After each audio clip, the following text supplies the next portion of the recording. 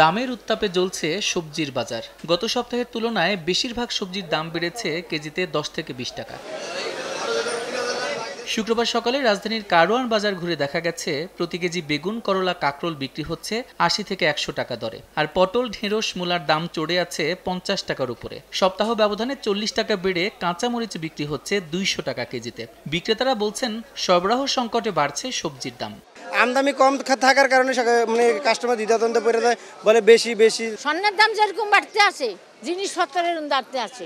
স্বর্ণ তো আমরা না ফিনলে সারবো, কিন্তু খাওয়া তো আঙ্গ সারব না, টাকা শেষ হয়ে যায়, জিনিস পাই না। 10% 15% বেশি এই সপ্তাহে বেশি মনে হচ্ছে। প্রত্যেকটা আইটেমে যদি 40-50 টাকার মধ্যে থাকে তাহলে সাধারণ জনগণের নাগালে বাইরে যাবে না। এটা পুষ্টিগুণ এনশিওর করার জন্য সহায়ক হবে। বাড়তি মাছের বাজারও। ট্যাংরা বিক্রি হচ্ছে কেজি প্রতি 500 থেকে 800 টাকায়, পাবদা বিক্রি হচ্ছে 350 থেকে 400 টাকায়। তবে রুই, কাতলা, মৃগেলের মতো চাষের মাছের দাম কিছুটা কমেছে। ট্যাংরা পাবদা আগের দাম, আগের রেট, যে গত সপ্তাহে দাম বেশি সেই দাম। নদীর মাছ খুব কম, নদীর মাছ পানি না কমলে নদীর মাছ পাওয়া যাবে না, চাষের মাছই পাওয়া যাবে।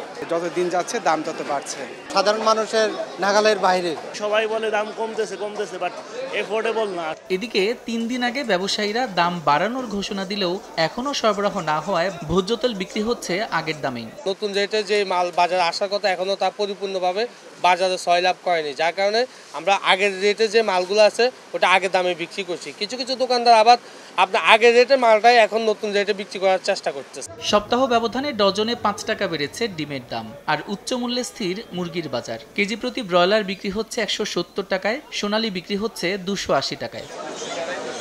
সাদিক হাসান ইমন, সময় সংবাদ, ঢাকা।